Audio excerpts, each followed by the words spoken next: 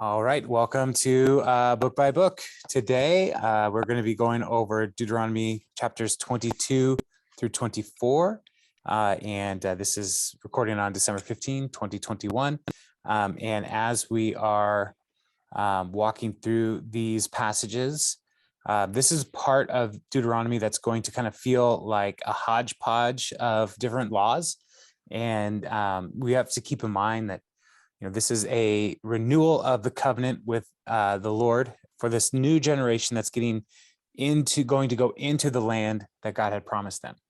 And so there are a lot of things that maybe are repeated earlier in the law, but this generation had not necessarily affirmed these parts of the covenant with like as a congregation, as a nation. And so there's some of those things that are just kind of like, why is this right next to this? There might be just we just need to get this codified. But one of the things that is consistent throughout the law is the personal responsibility and corporate responsibility. There are things that as an individual I must do, but there are also things as a nation that we must do. And that's one of the ways to read through Deuteronomy and the laws in particular is looking for what is the nation called to and what are individuals called to. And so we have this thing called the Good Samaritan law, and where if we see something in trouble, we should do something. And those are things that are going to be in this passage as well. And we're also going to talk about some things that are a little sensitive tonight. There's going to be some sexual ethic laws, issues around marriage, issues around rape, and those kinds of things as well. So I just want to give you all a heads up that that's part of the passage that we're looking at. And as we read through these things, one of my hopes is that we would be able to see that the law is intended to bring justice with compassion in these sensitive areas. So let's jump into Genesis 22, starting in verse 1. And this is one of those ones that looks a lot of hodgepodge stuff. And so I'm going to read a large section and then kind of talk through them. If you see your fellow Israelites' ox or sheep straying, do not ignore it, but be sure to take it back to its owner. If they do not live near you, or if you do not know who owns it, take it home with you and keep it until they come looking for it. Then give it back. Do the same if you find their donkey or cloak or anything else they have lost. Do not ignore it. If you see your fellow Israelite's donkey or ox fallen on the road, do not ignore it. Help the owner get it to its feet. A woman must not wear men's clothing, nor a man wear women's clothing, for the Lord your God detests anyone who does this. If you come across a bird's nest beside the road, either in a tree or on the ground, and the mother is sitting on the young or on the eggs, do not take the mother with the young. You may take the young, but be sure to let the mother go so that it may go well with you and you may have a long life. When you build a new house, make a parapet around your roof so that you may not bring the guilt of bloodshed on your house if someone falls from the roof. Do not plant two kinds of seed in your vineyard. If you do, not only the crops you plant, but also the fruit of the vineyard will be defiled. Do not plow with an ox and a donkey yoked together. Do not wear clothes of wool and linen woven together. Make tassels on the four corners of your cloak you wear.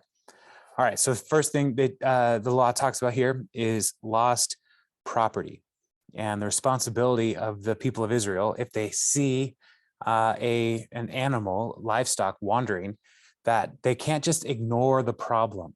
They can't just say, well, if I didn't see it, it's not going to be a problem, that someone else needs to deal with it. And so the law is saying, no, if you see something, do something. And so if you see an animal wandering, the compassionate thing for the animal is to bring it home, care for it until you can figure out who it belongs to. And even if you see an animal that has fallen down and the owner is trying to help, like jump in and help, be a good neighbor. And Jesus actually talks about this verse 4. He kind of hints at something in relation to this when he's talking about Sabbath breaking. And the question is like, is it right to do good or evil on the Sabbath? And the question is, it's good to do good on the Sabbath.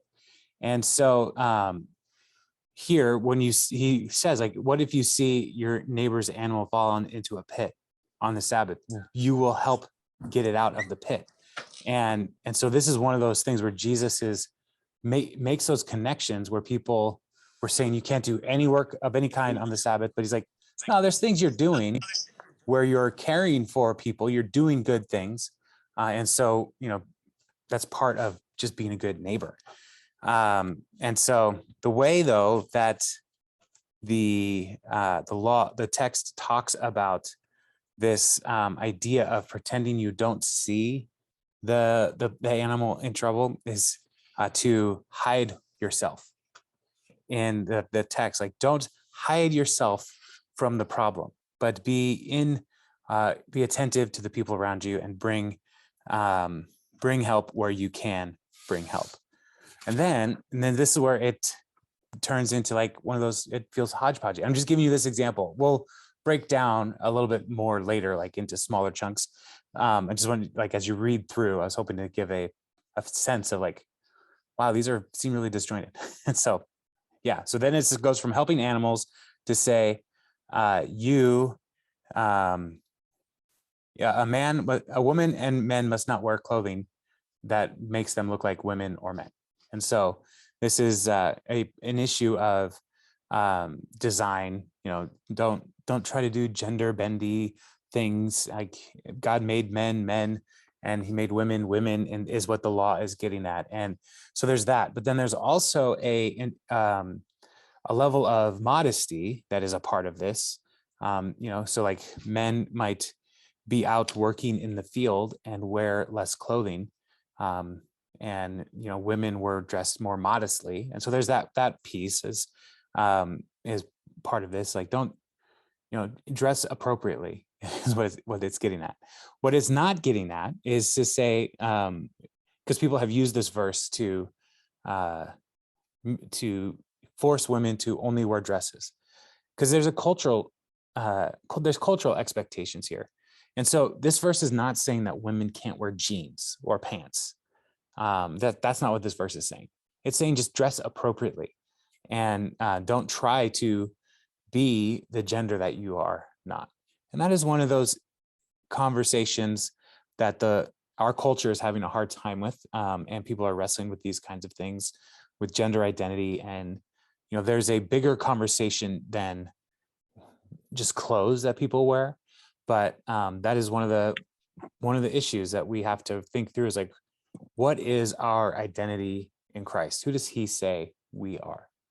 And how did God make us? And so as followers of Jesus today, we need to enter into all of these conversations, not with, don't do that because it's icky and wrong to me, but to get back to the question of like, well, who are you according to the Lord? How has God wired you? How has God made you? And what does he say your identity is? Because if our identity is built on anything other than God's word for us, then we will be going off track in all kinds of different ways. And so this is one of those instances where we have to walk with compassion and truth, to be able to say like, well, God, there are differences between genders. And, when we read the Bible as Orthodox Christians today, we see God made them male and female. And so we have to be okay knowing that is not going to make everybody feel great in our current culture, but it's not our job to make everybody feel great in our current culture.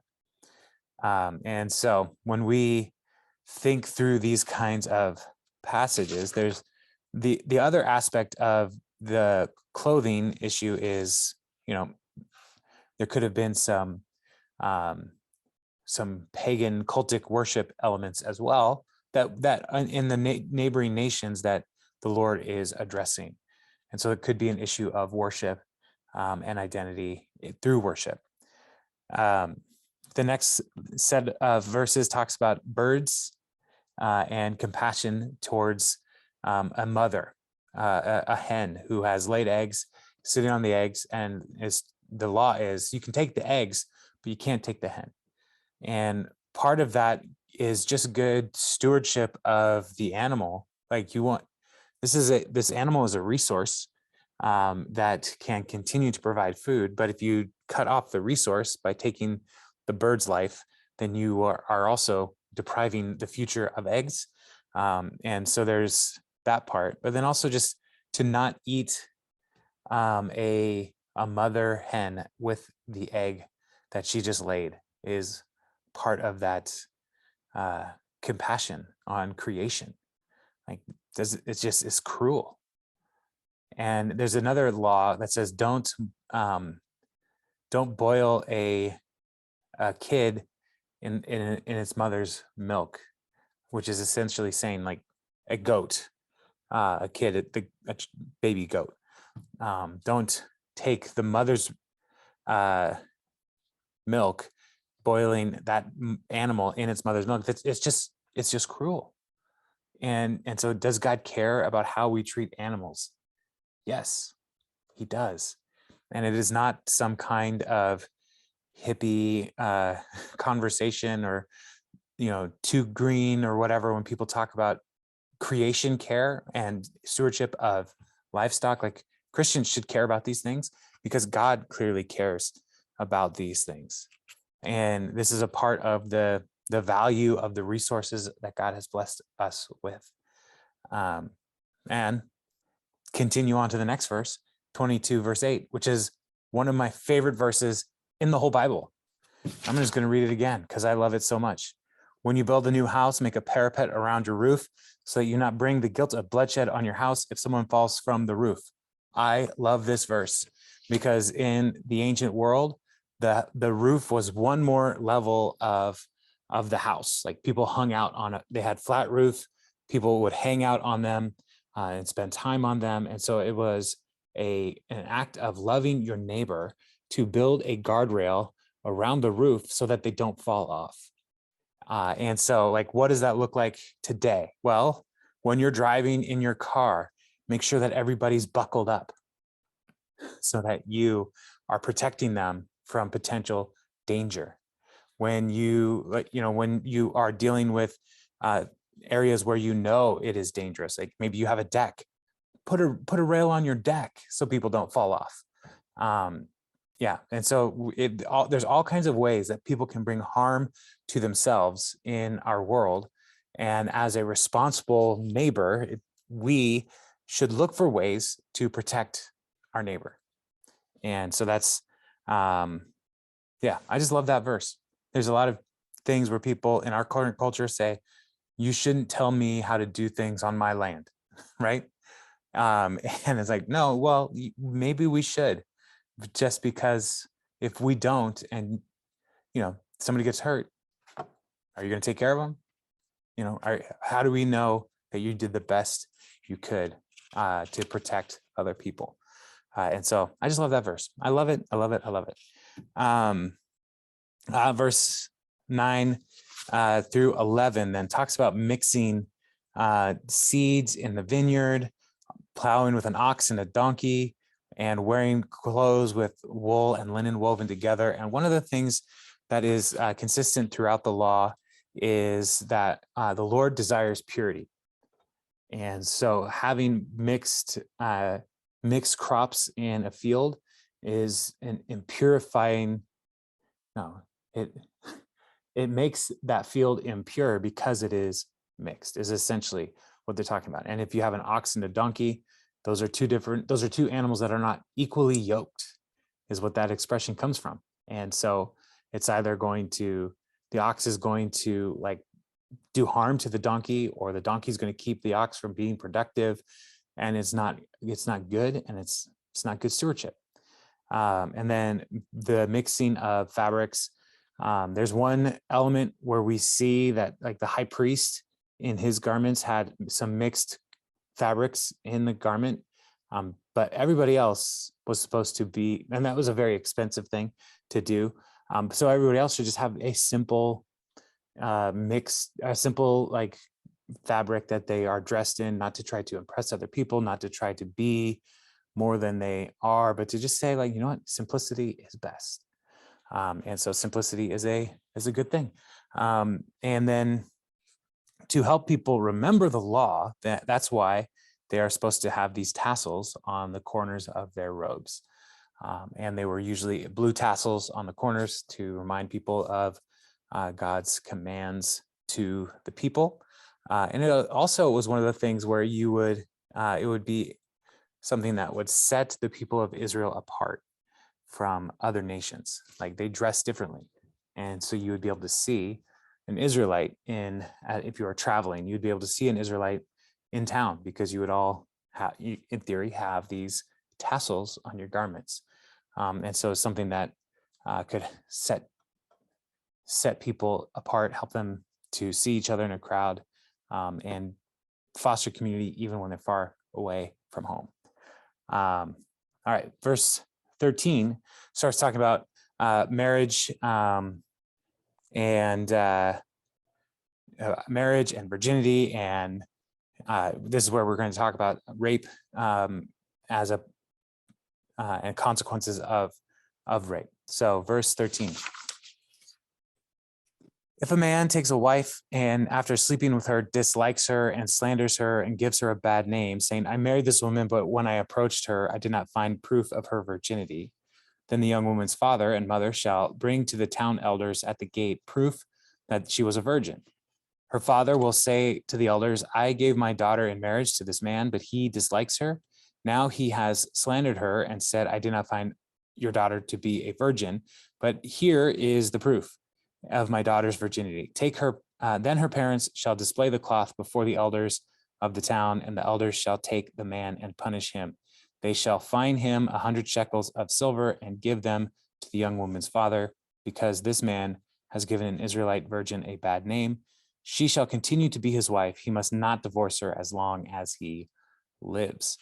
If, however, the charge is true and no proof of the young woman's virginity can be found, she shall be brought to the door of her father's house, and there the men of her town shall stone her to death. She has done an outrageous thing in Israel by being promiscuous while still in her father's house.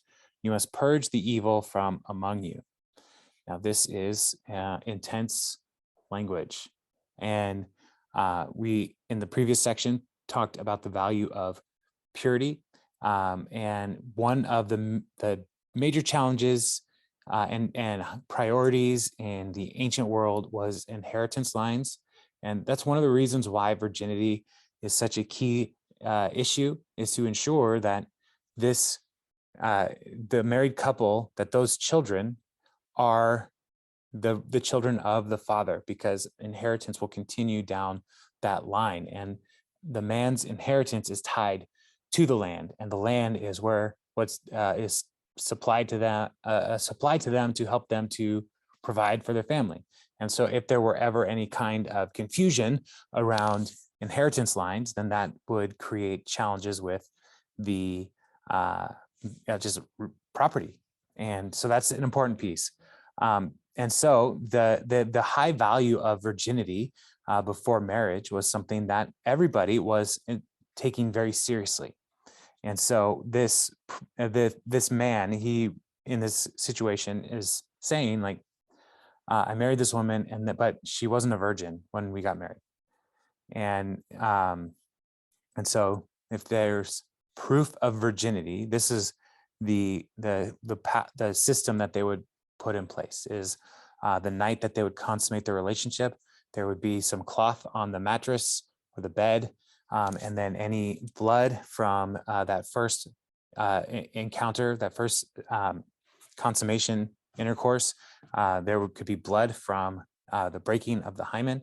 And so the parents then of the bride would keep those cloths as proof if there were ever a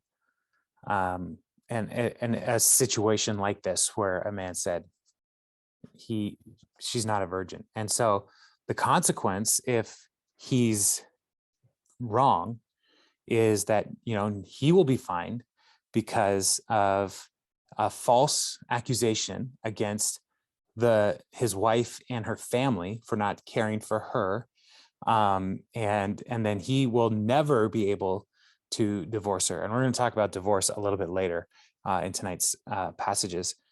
And so, yeah, so I mean, it's one of those things, like, if you're wrong about this, it's not going to go well for you in your home for the rest of your life. There's always going to be this, you thought I was this and you were wrong kind of tension.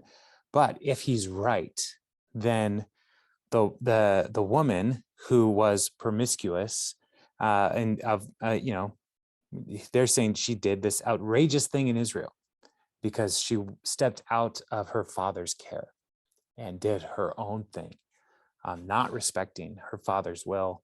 And so this is a serious allegation. And, the consequence of this was that the men of her town would stone her. And so adultery is a major concern for the people of Israel.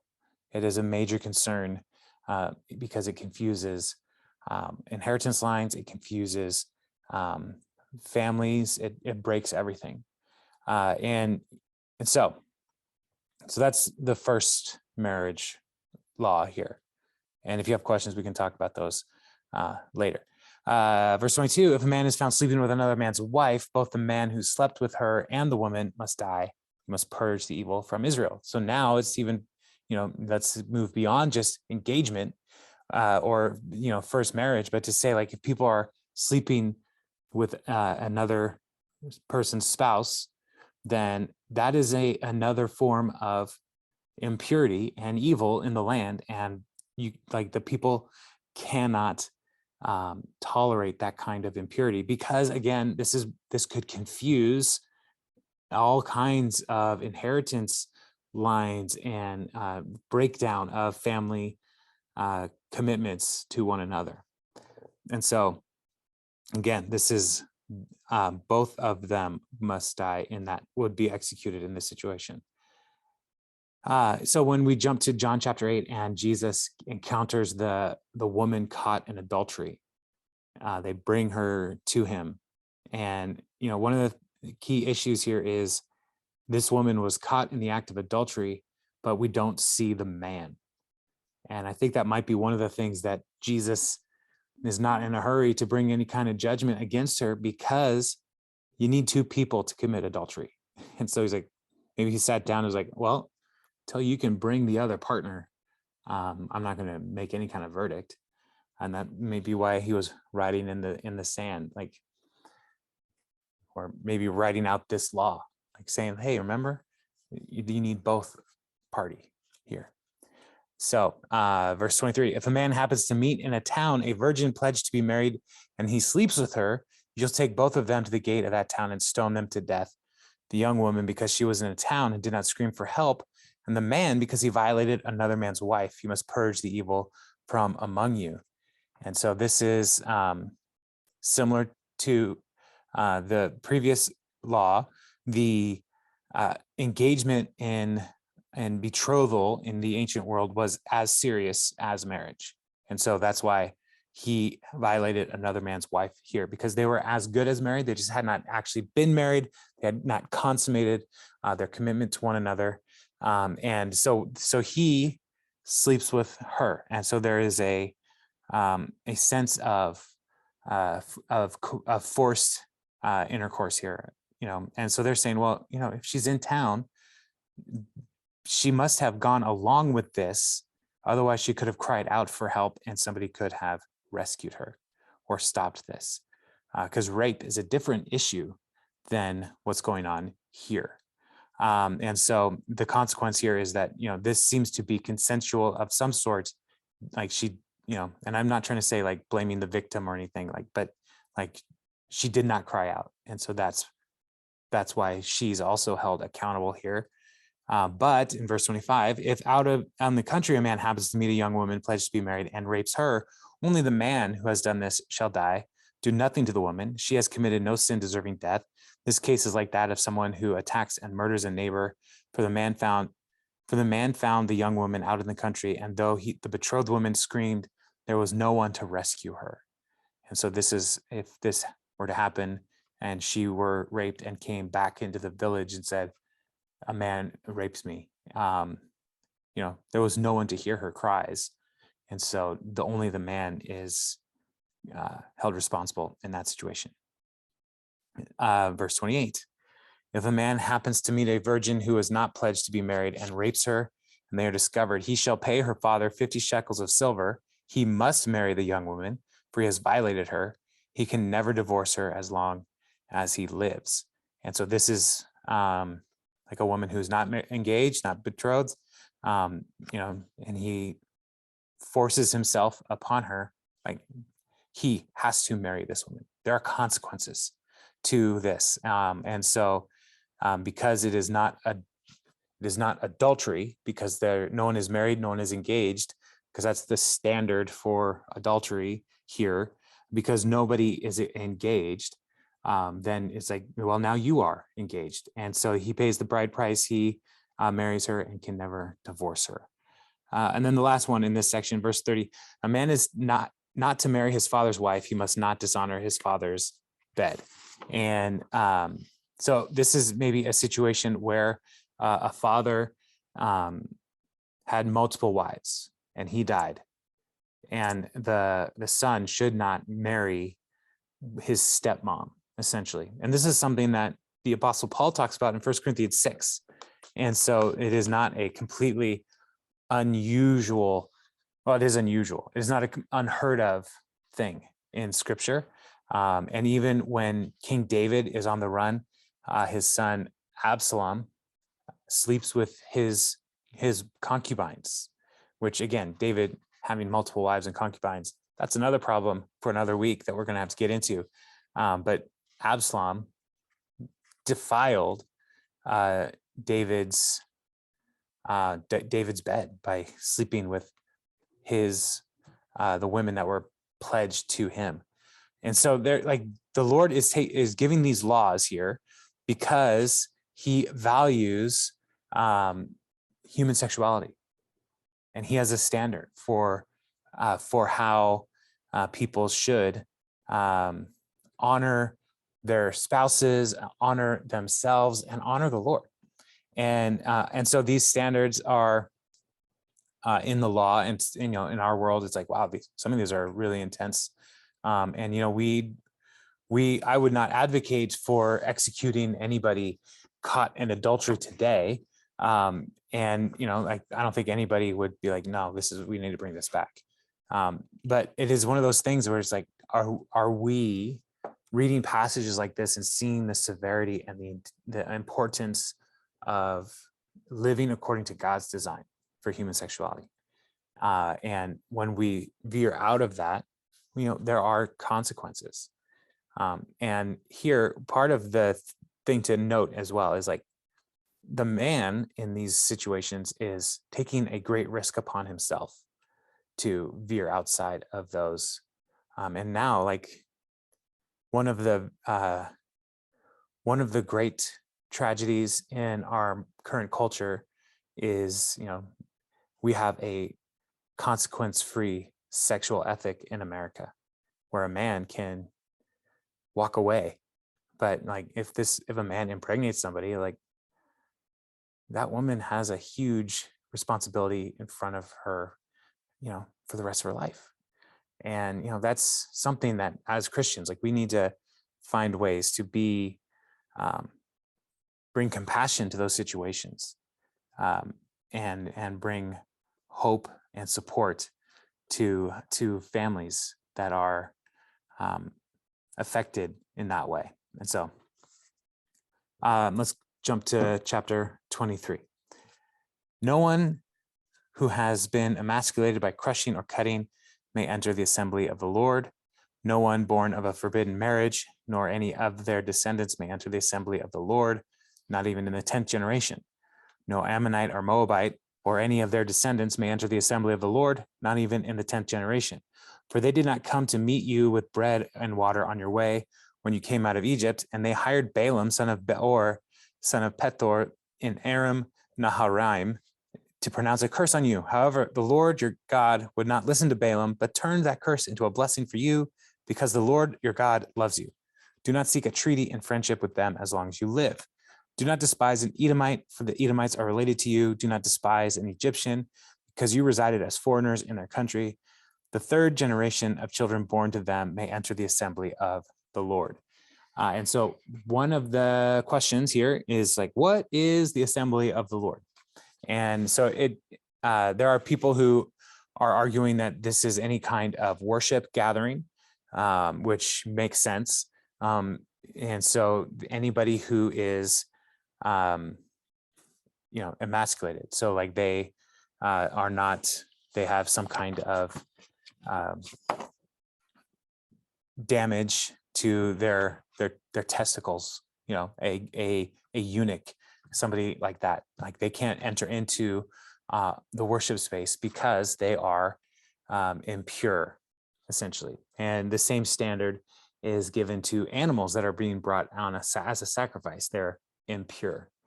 And so that's one element.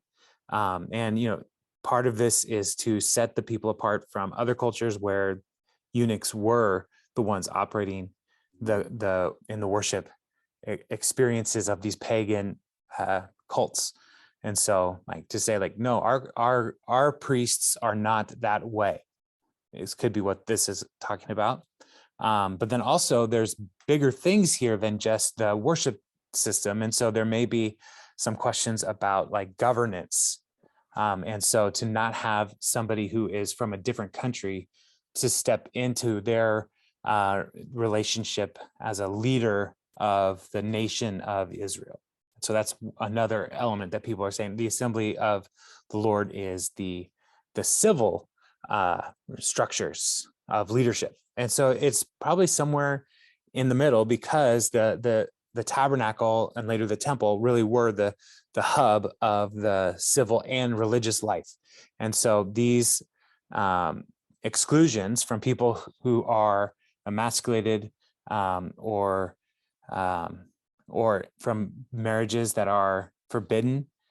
So that could be like a bastard child, for example, or from a marriage that is between a Israelite and a Moabite or an Ammonite, because those are nations that were not supportive of the Lord's people in any way. And that's what verses 3 through 6 are talking about, is the Ammonites and the Moabites were working hard to try to stop the people of Israel from coming into the land.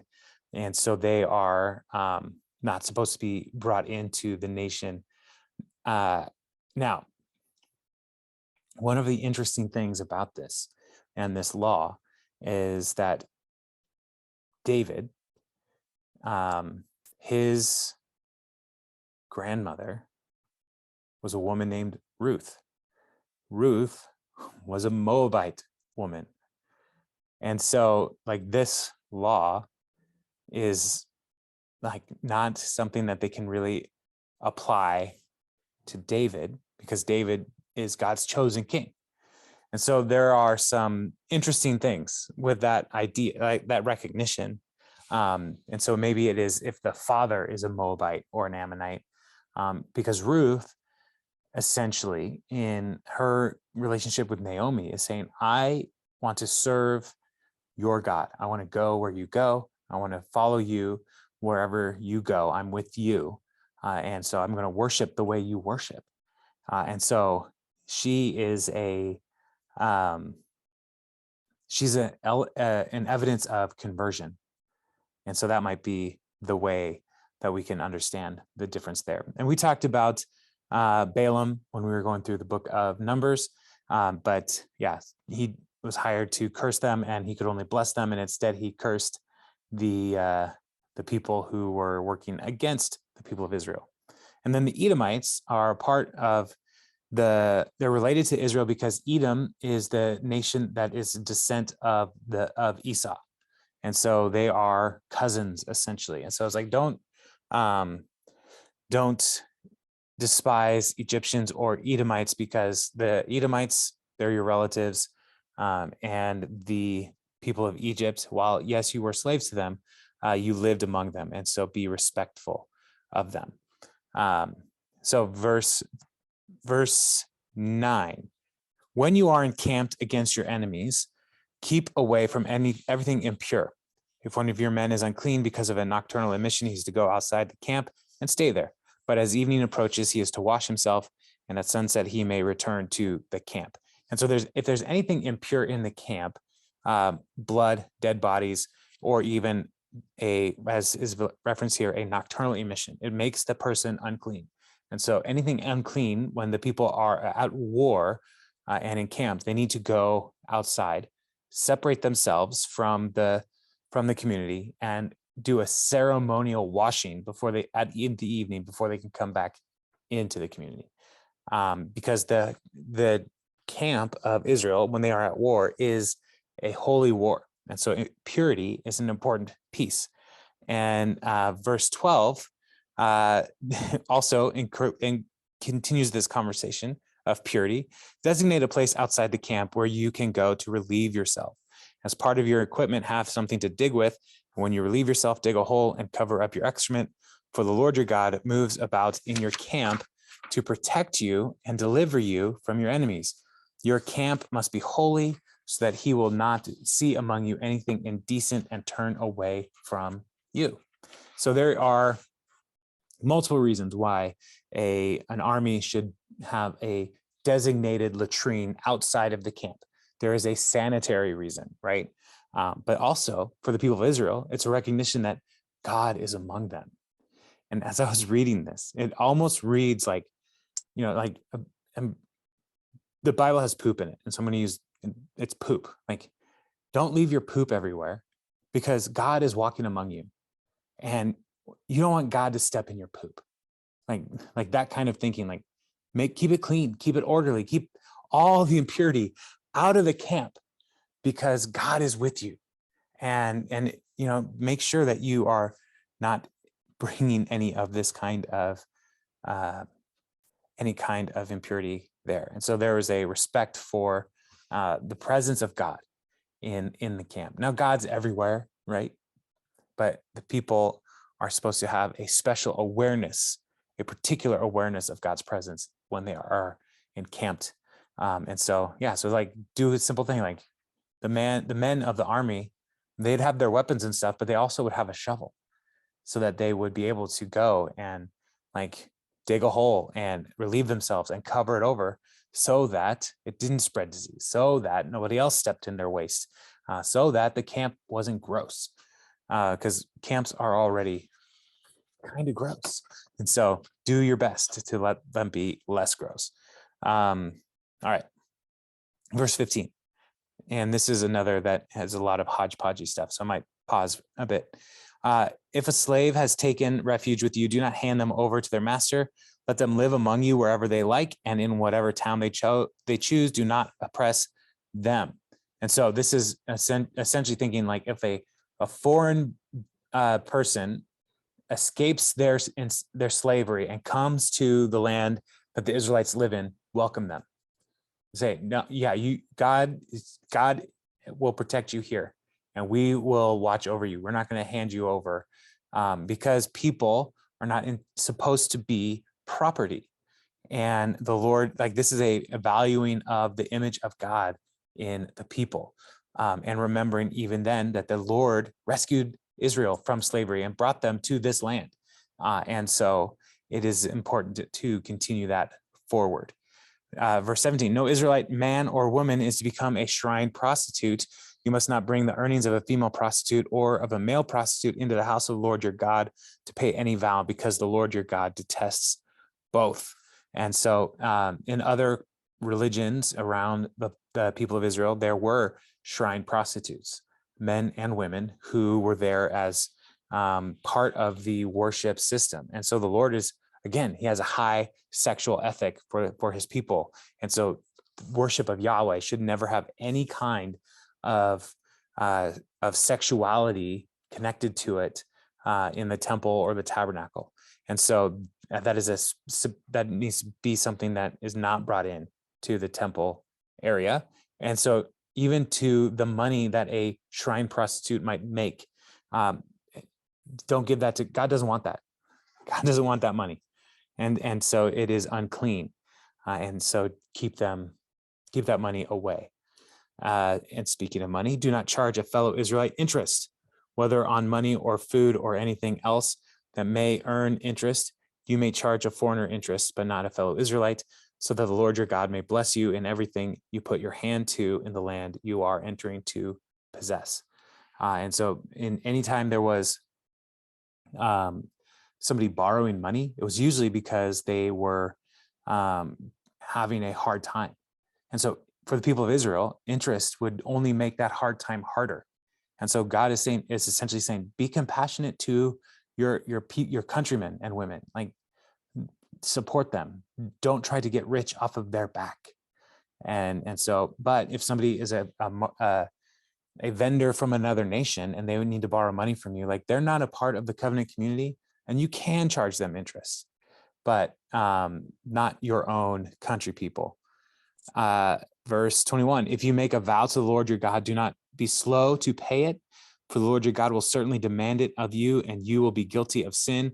But if you refrain from making a vow, you will not be guilty. Whatever your lips utter, you must be sure to do, because you made your vows freely to the Lord your God with your own mouth.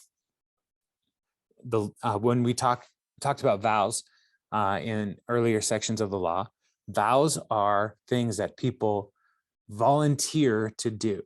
It is not something that God calls every person to do the same kind of vow. And so if you make a promise to God, do it as quickly as you can. And I love here, it's like, if you refrain from making a vow, you will not be guilty. And sometimes people make promises that they can't keep. And, like when they say things like, I swear to God, I'll do this thing, right? That's essentially taking the Lord's name in vain, because you're applying God's name to something that you are not going to do. And so that's bringing a guilt upon yourself that you are taking God's name in vain. And so rather than going around making promises, it's easier to just not promise, and you won't be guilty, but to work towards doing a good thing anyway, without bringing God into it. If you enter your neighbor's vineyard, you may eat all the grapes you want, but do not put anything in your basket. If you enter your neighbor's grain field, you may pick kernels with your hands, but you must not put a sickle to their standing grain. And this is essentially the law of snacking, which is nice. It's essentially saying, like, yeah, if you see like fruit, like you can pick some fruit, but don't harvest the fruit and put it in your bag. As soon as you take that bag and put it in a secondary container to take with you someplace, you're harvesting. But if you are just there and you're like, oh, look, this blackberry is ready, I'm going to eat it. Like, the Lord is saying, that's fine. But it's when you start doing the work of taking somebody's stuff off of their vineyard or their fields, then you are stealing from them at that point. And so that's part of, just being mindful of your neighbors, and not taking advantage of what would be easy to take. And this picking kernels with your hands, this is what Jesus was doing and his disciples when they were being accused of working on the Sabbath by picking grain with their hands and rubbing it together. They were making a little grain snack and they were eating that. And the Pharisees were saying, that's work. And Jesus argues that, consider what David did. Talks about the showbread and how David took that and gave it to his people as he was on the run from, I believe that was Saul at the time. And so I think that's like, you don't have a problem with what David did. So this like little grain thing is not work. It's just making a snack for people to sustain them. All right. I'll make sure I don't miss anything so far. Okay. Chapter 24. We got one more chapter and a few more minutes. So if a man marries a woman who becomes displeasing to him because he finds something indecent about her, and he writes her a certificate of divorce, gives it to her, and sends her from his house, and if after she leaves his house, she becomes the wife of another man, and her second husband dislikes her and writes her a certificate of divorce, gives it to her, and sends her from his house, or if she dies, and her first husband who divorced her is not allowed to marry her again after she has been defiled, that would be detestable in the eyes of the Lord. Do not bring sin upon the land the Lord your God is giving you as an inheritance. Now, this idea of divorce, if he finds something indecent about her, we don't know what that means. That it's not clear. And it's not an adultery issue because there were consequences that we already went over if there was adultery happening. And so it is something else. But he is given this, the man is given this right to give her a certificate of divorce. And the religious leaders will come to Jesus and ask him about this, saying that a man can divorce his wife for any reason. And Jesus' response to that is, Moses gave that law because your hearts were hard. And so this is not a command to get divorced. This is a concession because people have hard hearts, essentially. And so that could be what is indecent about her. She has a hard heart. I don't know. But divorce is not God's intention when people get married. But the other part of this is to not make divorce and remarriage super easy either. And so if this man divorces the wife and another man marries her, well, okay, good for her. She's now with this other man. But if he divorces her, the first man can't go take her back because he has already released her from his relationship. And that's something that, is a protection for this woman. She's not supposed to be treated like a piece of property or a rental car that can just be passed between people. Like, honestly, that's the kind of language that is happening here. Like, you released her, so release her, is what this law is saying. All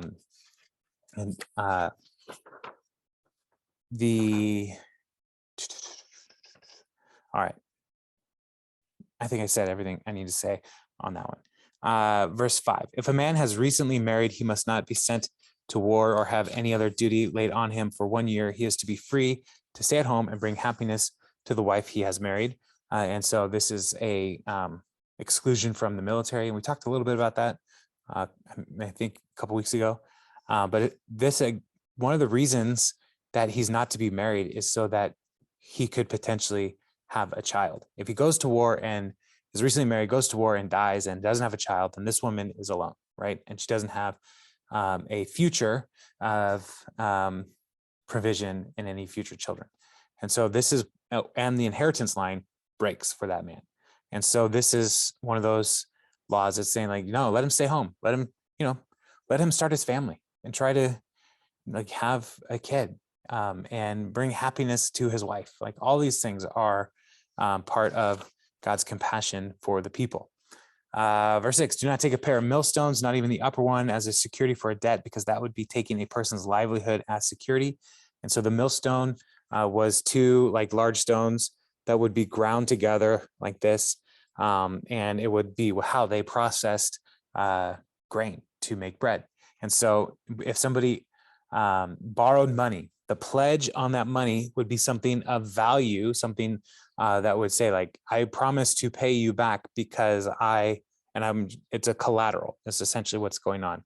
And so there are limits to what they can take as collateral. So millstones, you can't take somebody's pots and pans if they're going to borrow money from you, because they still need to eat. That's essentially what this is saying. Like, don't do that. And then there's another one. We'll get to it. So watch out for don't take advantage of the poor among you. If someone is caught kidnapping a fellow Israelite and treating or selling them as a slave, the kidnapper must die. You must purge this evil from among you. So we talked about slavery a couple weeks ago, where somebody borrows money. They're in such tremendous debt that the only way they can repay it is to enter into a voluntary servitude, to say, I will live among you as your slave for 7 years. And then at that 7-year mark, they can be released, right?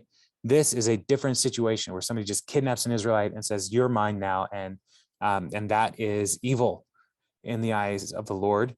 And so you must purge this evil from among you. So that person is to be executed. Verse 8, in the case of defiling skin diseases, be very careful to do exactly as the Levitical priests instruct you. You must follow carefully what I have commanded them. Remember what the Lord your God did to Miriam along the way after you came out of Egypt. And so leprosy is probably more like psoriasis, not Hansen's disease like we have today. but some kind of skin impurity that could spread.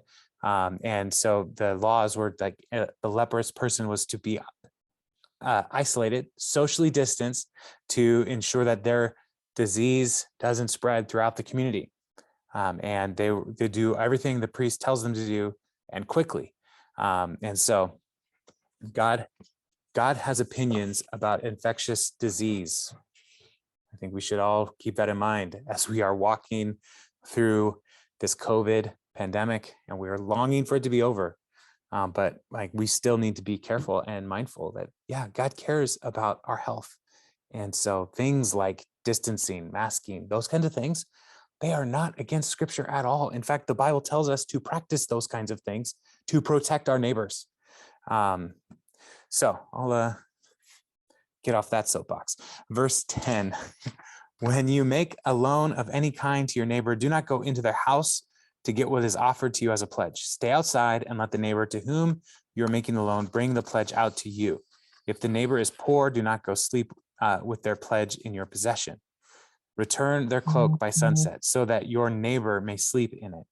Then they will thank you, and it will be regarded as a righteous act in the sight of the Lord your God.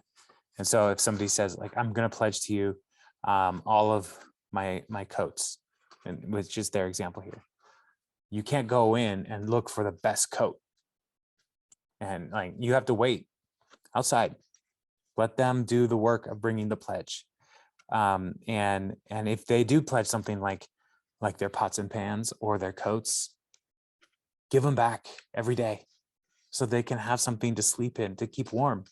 Like, this is like the loan industry of the people of Israel was never supposed to be about taking advantage of the poor and the vulnerable. It was always meant to be like, I'm here to help you because you are my family. We are related. We are countrymen. And so this is part of the humanity piece where we are acting humanely with one another. And then the next section as well. Do not take advantage of a hired worker who is poor and needy. Whether that worker is a fellow Israelite or a foreigner residing in one of your towns, pay them their wages each day before sunset because they are poor and are counting on it. Otherwise, they may cry out to the Lord against you, and you will be guilty of sin. And so if somebody is doing work for you, pay them, and pay them here every day.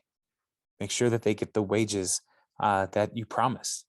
And because the Lord cares about how we treat the foreigner, the vulnerable, the poor, all of these people matter to God.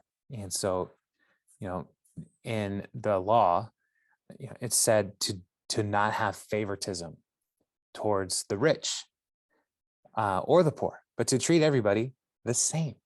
And this is part of this, is to treat everybody the same. Verse 16, parents are not to be put to death for their children, nor children put to death for their parents. Each will die for their own sin. And so this is part of the personal responsibility. If a man commits a murder, then that man is the guilty one. His children are not. And so there's a limitation to retribution. And so that's part of God's design as well. So it's not to say like, well, if that man is doing this, like, I can only imagine how bad his kids are going to be. So we better eliminate the children as well. That's not part of God's design. However, there is a story in the book of Joshua where Achan is told, like, the people are told, do not take anything from Jericho. It is a city devoted to the Lord, to destruction. And so they are not supposed to take anything. Achan takes some things and hides it in his tent. And so his family is involved in this conspiracy to take things that they were not supposed to take. And his family is destroyed because of their sinful behavior. And so this is the key is, like, if Achan had acted alone and not hid this with his family, like, they would have not been guilty. But because they were partners in this crime against the Lord, there is a corporate culpability that makes them all guilty. Verse 17. Do not deprive the foreigner or the fatherless of justice, or take the cloak of a widow as a pledge. Remember that you were slaves in Egypt, and the Lord your God redeemed you from there. That is why I command you to do this. So we have to act with justice towards defenseless people, such as foreigners, the fatherless, the widow, the poor. These are often considered the quartet of the vulnerable in the nation of Israel, and so they are supposed to protect them and watch out for them and not take advantage of them. And another example of caring for the vulnerable is verse 19. When you are harvesting in your field and you overlook a sheaf, do not go back to get it. Leave it for the foreigner, the fatherless, the widow, so that the Lord your God may bless you in all the work of your hands. When you beat the olives from the trees, do not go over the branches a second time. Leave what remains for the foreigner, the fatherless, and the widow. When you harvest the grapes in your vineyard, do not go over the vines again. Leave what remains for the foreigner, the fatherless, and the widow. Remember that you were slaves in Egypt. That is why I command you to do this. And so the harvesting techniques in ancient Israel were not about maximizing their crop. They were to do the hard work and, to harvest what they were able to on the first pass, but whatever remains, that's for the vulnerable, for the poor among them, as a way to provide and care for them. And so, so we'll stop there. And any questions or thoughts on these laws? There were many, many laws.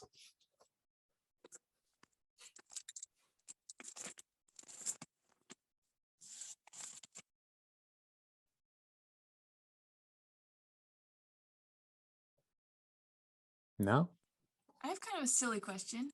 There are no silly questions. Well, when I'm walking around and in the summertime, there's like blackberry bushes over a fence that belong to nobody, and I take a little bowl of them. They're all gonna fall on the ground. Is that kind of thing? Like, I could eat some, but I probably shouldn't take a bowl. I don't know. Yeah. Well, here's the thing. Blackberry bushes were probably not the greatest example for me to give as I was talking about it, because they grow everywhere and on land that nobody's caring for, right? Yeah. So that's probably fine. But if your neighbor has blackberry bushes in their property and they're like, no, we're gonna make the best blackberry jam, and they do this intentional thing, you should not go over into their property and say I'm gonna take your blackberries. Okay. Right. But if you're running along the interurban trail one day and you're like, man, there's tons of blackberries here. Yes. And that's a public space, then those are for the community at that point, I would say. All right. So, yeah. I felt a little guilty. Well, I was not trying to put any guilt on you, Lizzie. So, yeah. That should have been for me. I was blackberry picking all summer, so I was like, That should have been a more clear, I should have said an apple tree or something that your neighbor is growing, and don't take their apples, essentially. So unless they tell you can, then have some apples. But yeah, any other thoughts or questions? Okay, here I have a question. Here, Yes. 20 in chapter 22, Uh-huh. verse 28 and 29, when he must marry the young woman, for he has violated her. He can never divorce her for as long as she lives. This is a woman that he's raped. Yeah. Is the Lord not essentially punishing the woman as well for having to live with her rapist for the rest of her life? Well, that is a question. That is an important question to wrestle with here. But that is also a question that we are asking with 21st century sensibilities. Okay. Right? Part of the challenge in our culture is, and I'm not saying this as a challenge like it's a bad thing. Women are much more independent in our age than they were in their age, right? A single woman can have a job and a career and be able to provide for herself and children, right? That's a possibility. In this age, that was not a possibility. I see. Okay. All right. Or it would have been very hard. And so this man who was trying to fulfill his own desires and take advantage of a vulnerable person is he's a terrible person, but also like he's done a terrible thing to somebody else. And so he's now responsible Okay, that makes for sense. the rest of her life to make sure, because who's like, and this is going to sound very callous, what I'm about to say. Like earlier in the passage, like, this evidence of virginity, like this woman is essentially, in quotes, this is not my perspective, I just want everybody to hear this, she's damaged, right? Who's going to want to marry her? Mm-hmm. And so, yes, it might be loveless, and they may never like have sex again, but he is responsible for her.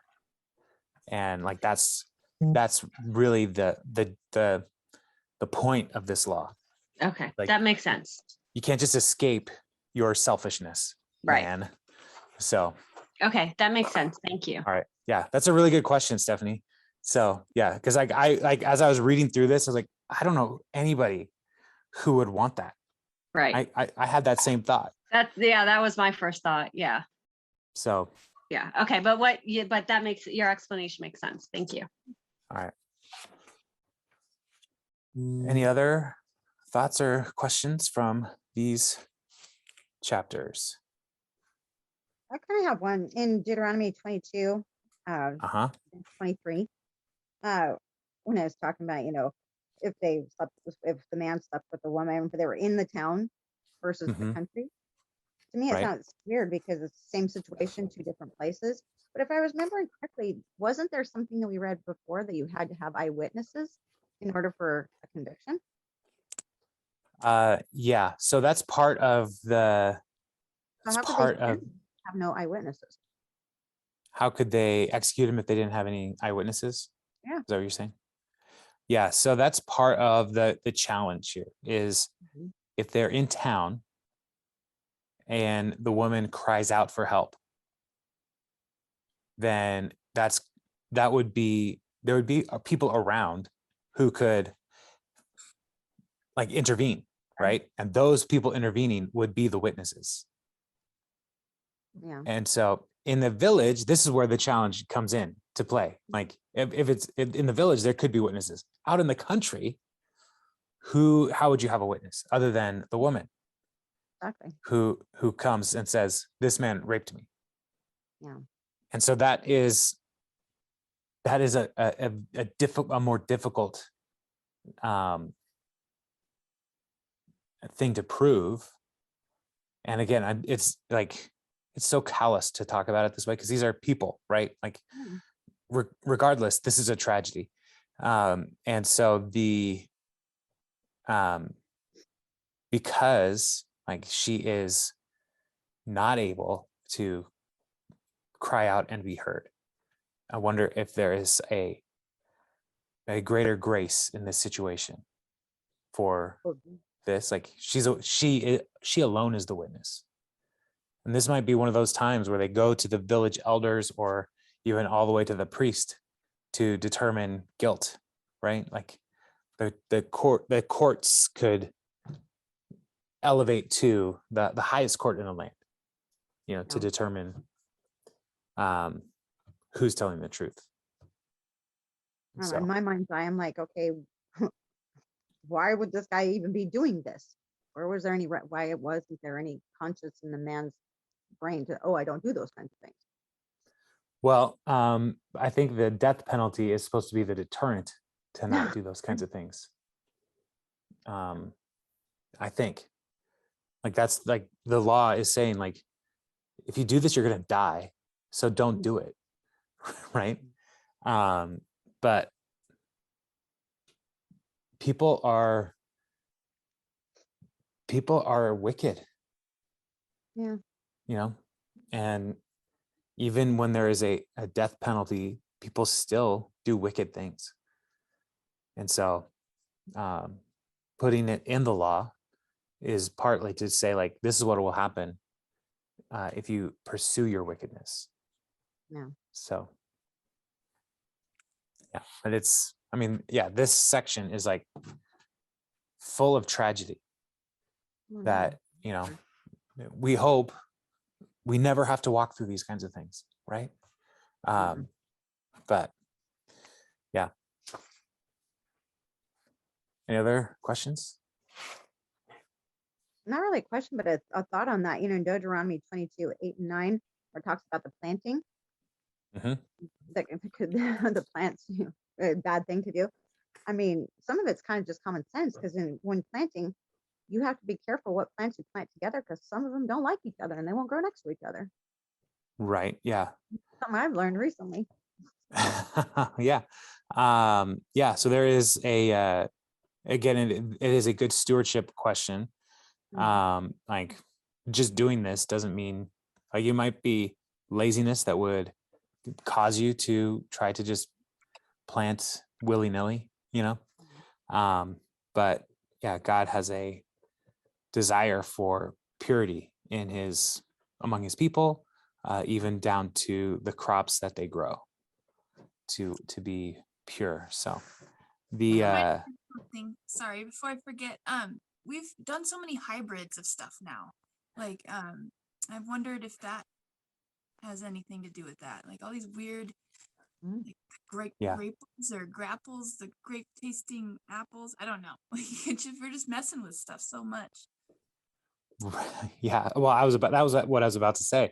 Like, I bought Kathy a 5 variety apple tree, because apples, you're supposed to have different varieties of apples cross-pollinating with each other, right? You can't just have like a whole bunch of Granny Smith trees by themselves. Somewhere nearby there has to be a different kind of tree.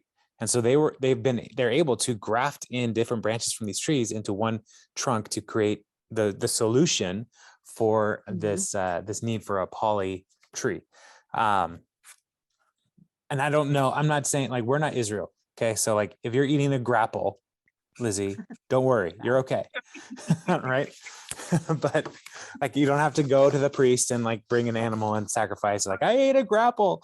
But like, those kinds of things, like, the Lord is saying, like, don't do that. Just let the apple be the apple. Right. In the Gospels, Jesus gives a parable about a man who's growing wheat. And he has an enemy who comes in and sows a bunch of weed seeds among his wheat.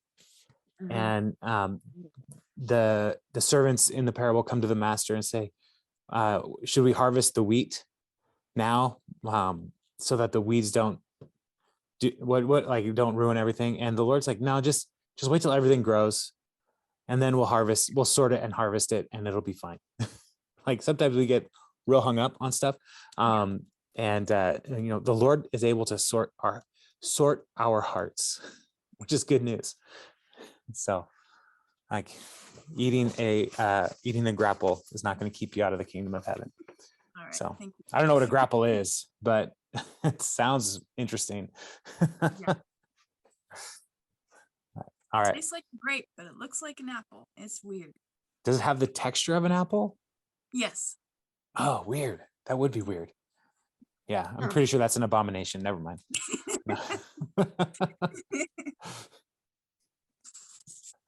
Yeah. All right. Any other questions? This is kind of side note. When we're talking about, the Hebrews didn't work on Sundays. They didn't work on Saturdays. Oh, Saturday. Sabbath is Saturday. Yeah. Did they not eat? That's work. Well, if they did eat, it was things that did not require any kind of cooking. Oh. So, like, they could eat, like, they could set aside things on Friday before sundown that they could eat, that it would be available to eat. So, like, bread, fruit, that kind of stuff they could eat. Grapples. Yeah. I'm kind of thinking, what if you planned ahead Be like, Sunday, you make all the meals Saturday. Be like, Mhm. yes, leftovers on Sunday, honey. Yeah. To my Yeah. husband, he'd be like, really? I think that's the best way to go. So do that. But leftovers are amazing. So I don't know. My thoughts too. Yeah. So all right. We're talking about, leaving stuff on the ground. It's kind of a foreshadowing because didn't Ruth glean from the ground when Yes. she met Boaz? Yeah. That Right, was right. yeah. So Naomi told her to go to Boaz's field. He's a family member. And like Naomi knew about these laws in the people of Israel because she was an Israelite. And so yeah, but she was old, so she sent Ruth to go and do the work. So Yeah. mhm. That's cool foreshadowing. Yeah, I mean, there's laws, and then we see it play out in a positive way. So yeah. All right, y'all. Well, let's wrap that here. And again, remember, next week is a super serve, and so we won't be able to meet because it's happening at the same time as this, as we're getting ready for Christmas Eve. Christmas Eve is on the 24th. We have a 5 p.m. or 4 p.m., 5:30 p.m., and 10 p.m. And I hope you guys can join us. You can go to the creeksidechurch.org/Christmas and you can register, reserve seats. Let us know which one you're coming to. Yeah, and it's going to be a fun night. But also, if you want to join us for Super Serve, that's Wednesday. I think we're starting at 6:30. I think so. Yeah, so come on out. Let's get ready for Christmas Eve and have a good time together. So, but I will see most of you Sunday, I think. So have a good week. You too, Good guys. night, everybody.